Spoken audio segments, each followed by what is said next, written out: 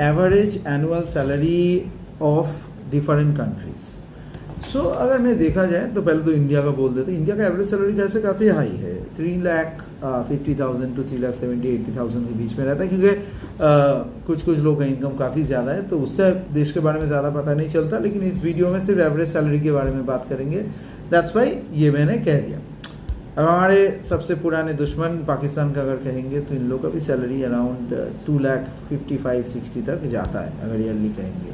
बांग्लादेश का इससे थोड़ा सा कम, 2,20,000 ईयरली, मान लें महीने के हिसाब से अगर मैं कहूँ तो यही कोई 20,000 रुपये आता है।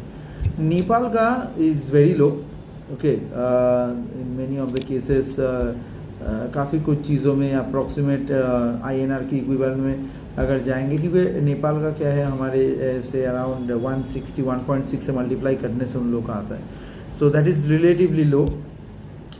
USA का जाएंगे तो थोड़ा ज़्यादा है, अगर इंडियन करेंसी के हिसाब से देखेंगे तो almost like yearly average income 15 से 20 लाख के आसपास आता है एवरेज इनकम। कनाडा का देखेंगे तो ये US से कम है, 10 से 12 लाख के बीच में रहता है। जर्मनी भी US की तरह ही है, ऑलमोस्ट सेम वैल्यू।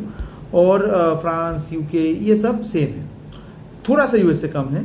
चाइना अगर हम लोग देखेंगे फिनोमिनली वेल है, डेटा जो मुझे सप्लाई दिया था मैंने जितना देखा है तो इट्स अराउंड US से भी ज़्यादा है एवरेज सैलरी के हिसाब से अगर देखा जाए।